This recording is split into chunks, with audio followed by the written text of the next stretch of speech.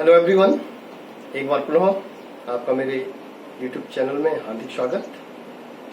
प्रिय छात्र छात्राओं, एक बार पुनः मैं आपको वीडियो के माध्यम से टीचिंग लर्निंग करवाने जा रहा हूं। बीच में कुछ गैप आ गया था, कुछ ग्रीष्मकालीन अवकाश था, फिर जो है कभी मेरी कोविड-19 में ड्यूटी लगी हुई थी, इस कारण मैं वीडियो सेंड नहीं कर पा रहा था। आज से पुनः लगातार वीडियो के माध्यम से हमारा शिक्षण कार्य चलता रहेगा। बच्चों, आज जो हमारा टॉपिक है वो टॉपिक है वैद्युत सेल। वैद्युत सेल बहुत ही इम्पोर्टेंट टॉपिक है और वैद्युत सेल के अंदर क्या क्या पढ़ना है हमने, वैद्युत वाहक बल, टर्मिनल विभवांतर एंड आंतरिक प्रतिरोध हमने पढ़ना है और इन तीनों के मध्य संबंध भी स्थापित करना है। ठीक है, तो आज जो हम पढ़ रहे हैं इलेक्ट्रिक सेल।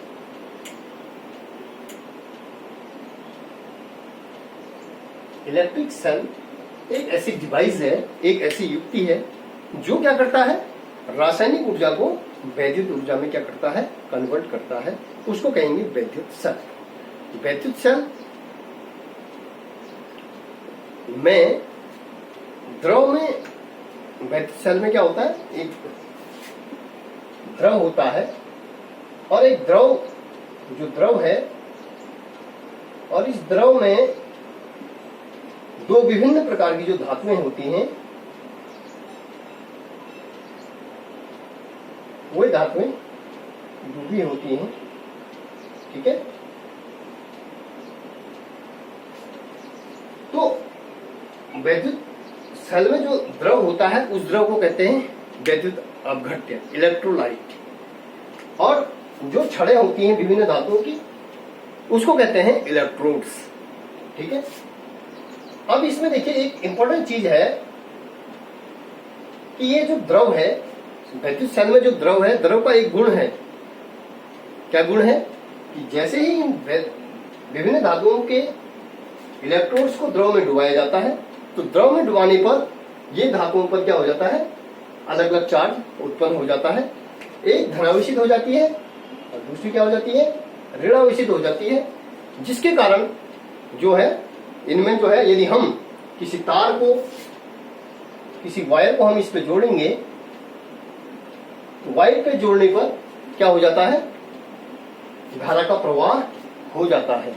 धारा का प्रवाह हो जाता है और धारा का प्रवाह क्या होता है, धन से ऋण की ओर होता है। लेकिन सेल में जो प्रकार के, जो वैद्युत सेल है, वैद्युत सेल का क्या होता है, अपना एक इंटरनल रेजिस्टेंस होता है। मतलब देखिएगा, इंटरनल रेजिस्टेंस मीन्स आंतरिक प्रतिरोध। आंतरिक प्रतिरोध जो ये घोल है वैद्युत प्रवाह में, सेल में जो वैद्युत प्रवाह हो रहा है धन से ऋण की ओर, उसमें जो है ये घोल क्या कर रहा है, अवरोध उत्पन्न कर रहा है। मतलब जो इंटरनली जो धारा हो रही है वो ऋण से धन की ओर आ रही है, लेकिन इसमें जो घोल है वो घोल क्या कर रहा है, अवरोध का काम कर रहा है। वो क्या कहलाता है, आंतरिक प्रतिरोध कहलाता है। तो जब हम, मैंने क्या कहा कि वैद्युत सेल एक ऐसी डिवाइस है जो रासायनिक ऊर्जा को वैद्युत ऊर्जा में क्या करता है, कन्वर्ट करता है। वैद्युत सेल में एक द्रव है जिसको हम इलेक्ट्रोलाइट कहते हैं, उसमें दो छड़ें होती हैं। ठीक है, विभिन्न धातुओं की दो छड़ों को डुबाया जाता है, उन छड़ों को हम इलेक्ट्रोड्स कहते हैं। वैद्युत सेल में जो द्रव है, उस द्रव का क्या गुण है कि जैसे ही इस इलेक्ट्रोलाइट में ये छड़ें डूबती हैं, तो डूबने के कारण इस द्रव का जो गुण है, इस गुण के कारण एक छड़ हमारी धनात्मक, दूसरी क्या हो जा रही है, ऋणात्मक होती है।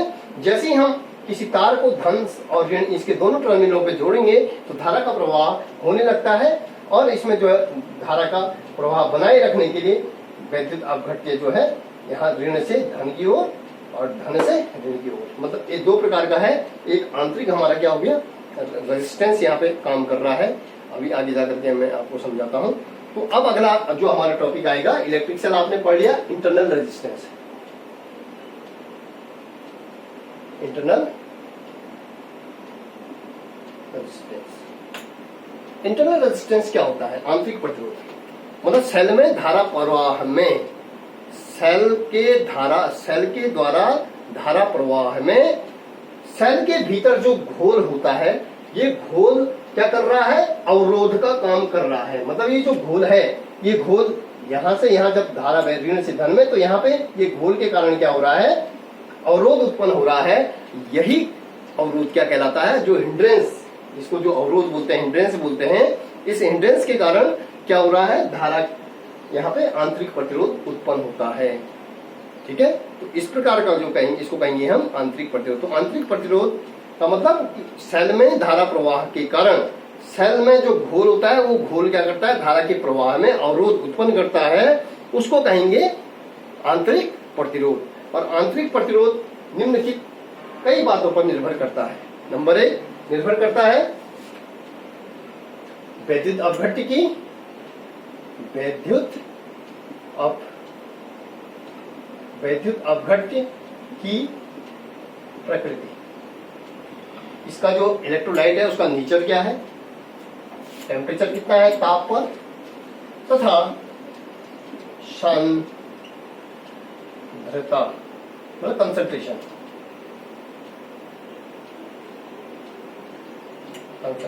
सांद्रता पर क्या करता है, सांद्रता पर निर्भर करता है, कंसंट्रेशन पर क्या करेगा, निर्भर करेगा। नंबर 1। दूसरा जो है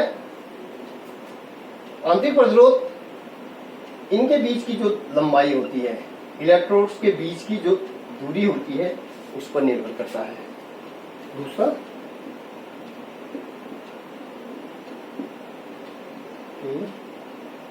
इलेक्ट्रोड के बीच की दूरी पर निर्भर करता है। ठीक।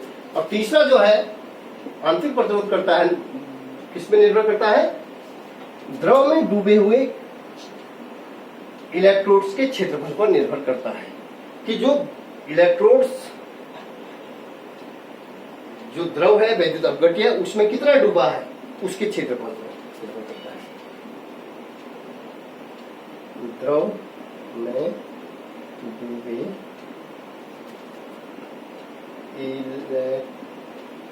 इलेक्ट्रोडों के क्षेत्रफल पर निर्भर करता है।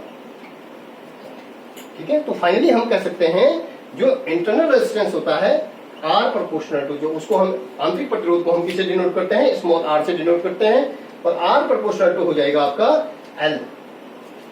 जो आंतरिक किसी भी सेल का जो आंतरिक प्रतिरोध होता है, वो इलेक्ट्रोडों के बीच की दूरी के अनुक्रमानुपाती तथा इलेक्ट्रोड, डूबे हुए इलेक्ट्रोडों के क्षेत्रफल के व्युत्क्रमानुपाती होता है। तो हम इसको कह सकते हैं R proportional to L upon A, या R इज इक्वल टू, ये हो जाएगा R is equal to C L upon A।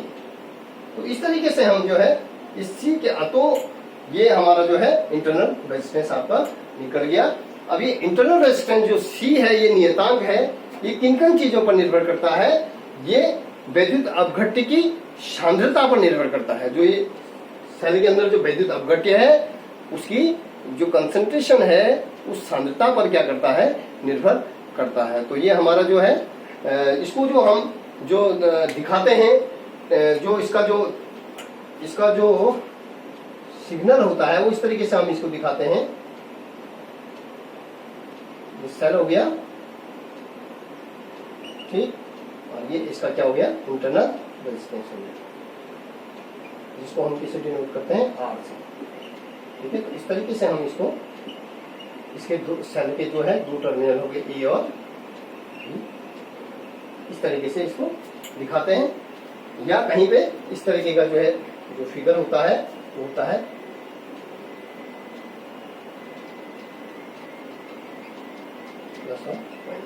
इस तरीके से जो है सिग्नल कहीं कहीं पे जो है इसका आंतरिक प्रतिरोध का जो हमारा जो प्रतीक होता है, जो दिखाते हैं, उसको इस तरीके से हम दिखा सकते हैं। अगला जो टॉपिक आएगा,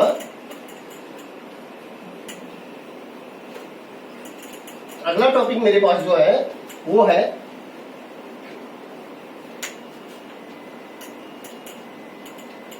अगला टॉपिक है वैद्युत वाहक बल। आंतरिक प्रतिरोध हमारा हो गया वैद्युत वाहक बल। वैद्युत वाहक बल क्या होता है? EMF, इलेक्ट्रोमोटिव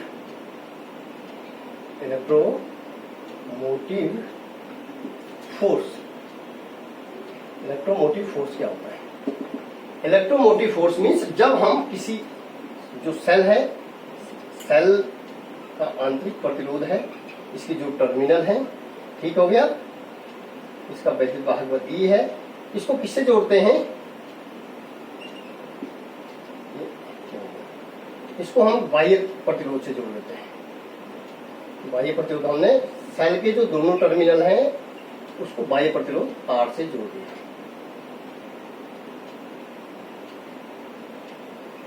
ठीक है, तो सेल के जब टर्मिनलों को हम किससे जोड़ देते हैं? बाह्य प्रतिरोध R से जोड़ देते हैं, तो इसमें क्या होती है? धारा बहने लगती है।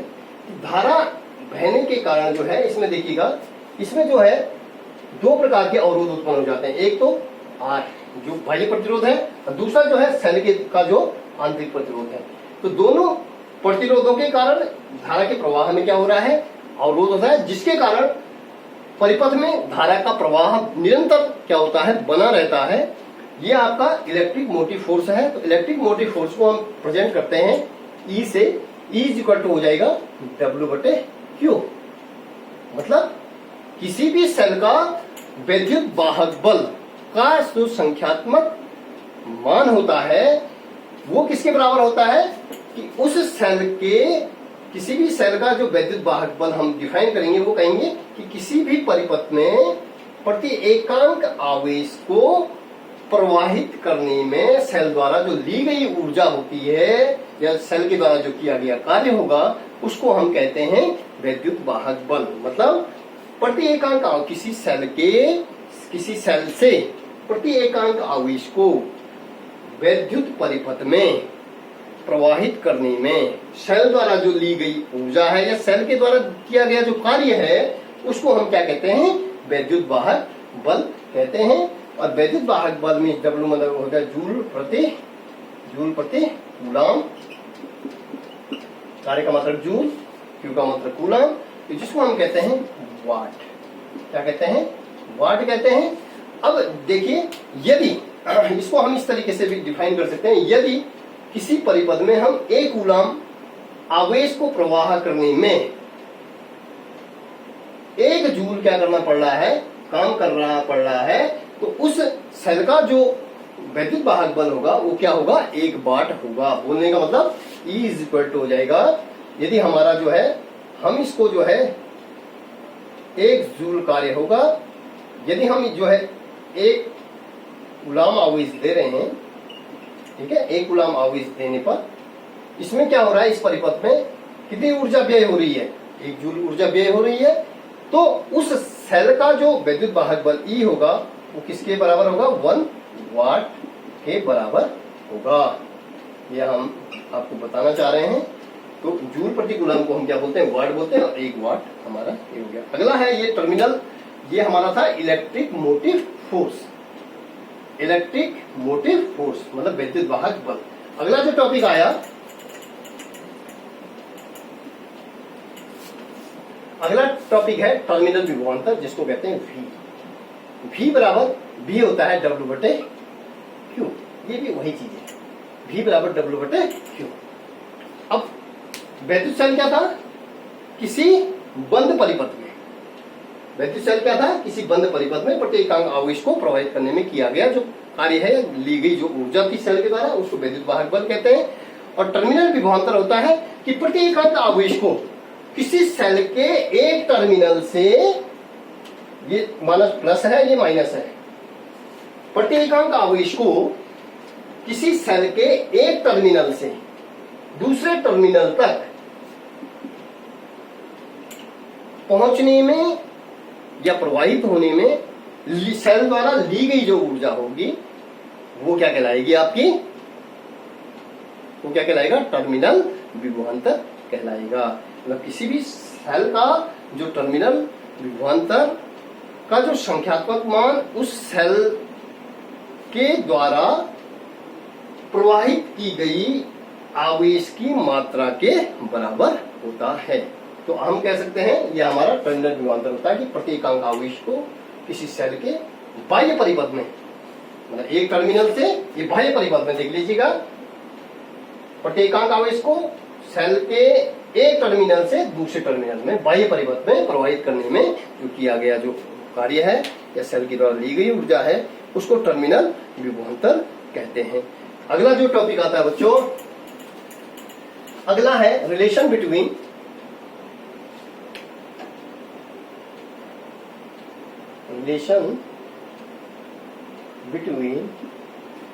E, V and R. E means electric motive force, V means terminal विभवांतर, R means आंतरिक resistance. Relation between E, V, R, इनका जो किस प्रकार से हम रिलेशन निकालेंगे इसमें, तो आप जानते हैं, आप समझ गए हैं कि इलेक्ट्रिक मोटिव फोर्स किससे कहते हैं, टर्मिनल विभवांतर किससे कहते हैं और आंतरिक प्रतिरोध किससे कहते हैं। अब आपने इनमें रिलेशन निकालना है। तो माना सपोज किसी सेल का विद्युत वाहक बल है E है, कोई भी सेल है, इस सेल का विद्युत वाहक बल क्या है, E है, और सेल का जो विद्युत वाहक बल E है वो क्या होता है, इसका अभिलक्षणिक गुण होता है। ठीक है, तो जो विद्युत वाहक बल E है, अब इस सेल के द्वारा दो काम हो रहे हैं, एक तो धारा को बाह्य परिपथ में प्रवाहित करने में और दूसरा सेल का आंतरिक प्रतिरोध। धारा को एक तो बाह्य परिपथ में स्थानांतरित करने में और दूसरा सेल के द्वारा जो वोल्टेज है, जो धारा है, उसको आंतरिक परिपथ में प्रवाहित करने में। तो आप समझ रहे होंगे।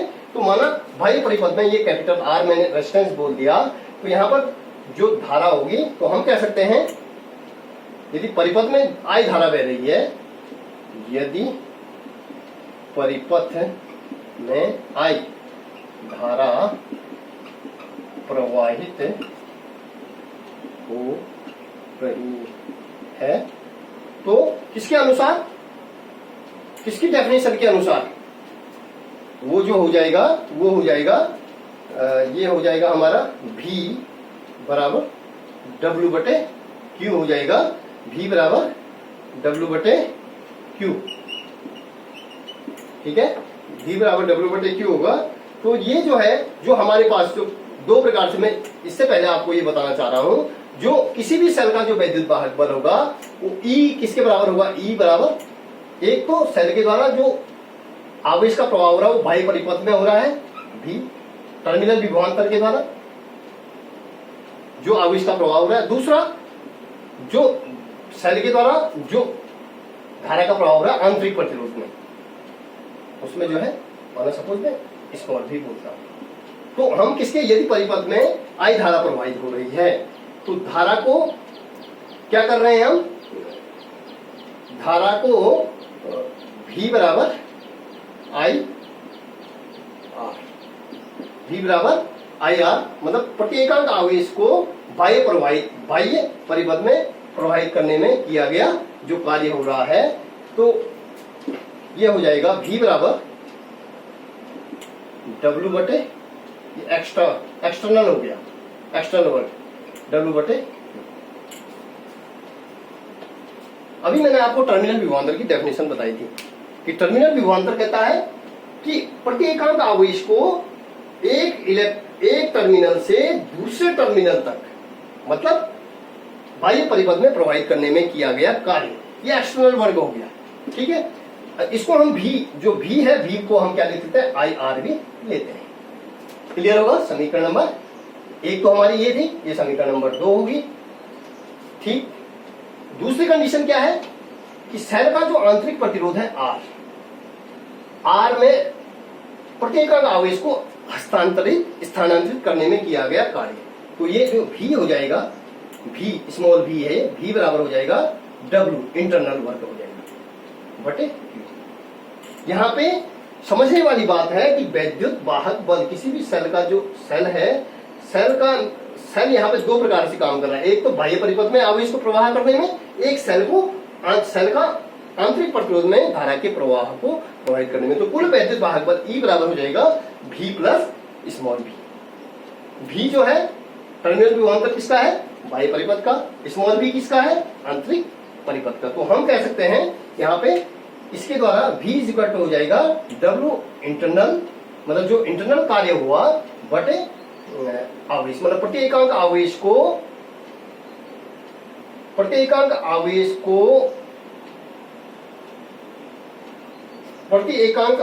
को के द्वारा किया गया जो कार्य हो जाएगा ये हो जाएगा I, धारा तो I और ये हो जाएगा R। ठीक है, तो अब इस वैल्यू को, ये समीकरण नंबर 3 हमारी। अब हम क्या कर रहे हैं, इस V और V की वैल्यू इसमें रखेंगे। E बराबर हो जाएगा, V का मान हो जाएगा IR प्लस IR। ठीक है, अब ये IR क्या है, ये V है। ठीक है, यहाँ पे हम इस वैल्यू को रख लेते हैं। तो अब सपोज हम क्या कर रहे हैं, यहाँ पे I यहाँ भी है, यहाँ भी है, तो I हमारे क्या आ गई, कॉमन आ गया, तो R प्लस R यहाँ पे बचा बराबर E। तो इसलिए परिपथ की कुल धारा हो जाएगी, परिपथ में कुल धारा, परिपथ में कुल धारा I बराबर हो जाएगा E बटे R प्लस R। कुल वैद्युत वाहक बल, परिपथ का कुल वैद्युत वाहक बल बटे कुल प्रतिरोध, ठीक है, ये कुल प्रतिरोध हो गया।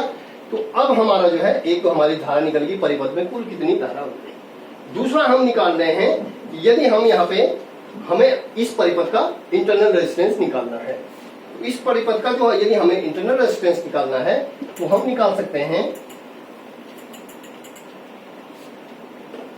यदि हमने टर्मिनल विभवांतर निकालना है, इसका, इस सेल का टर्मिनल विभवांतर निकालना है, तो टर्मिनल विभवांतर क्योंकि E बराबर हो जाएगा सेल का वैद्युत वाहक बल, E बराबर IR क्या हो जाएगा, V टर्मिनल विभवांतर प्लस IR, या हम इसको लिख सकते हैं VE माइनस IR बराबर, ये टर्मिनल विभवांतर आपका निकल गया V। ठीक है, अगला जो है हमारा हो गया, I भी निकाल दिया, V भी निकाल दिया। अगला जो है हम निकाल सकते हैं, देखिए किसी भी सेल का टर्मिनल विभवांतर, किसी भी सेल का जो टर्मिनल विभवांतर है, सेल का टर्मिनल विभवांतर किस पर डिपेंड करता है, सेल में प्रवाहित धारा पर डिपेंड करता है। इस पर निर्भर करता है कि किसी भी सेल का जो वैद्युत वाहक बल है, किसी भी सेल का जो टर्मिनल विभवांतर है V, ये किस पर डिपेंड करता है, सेल में प्रवाहित धारा पर निर्भर करता है।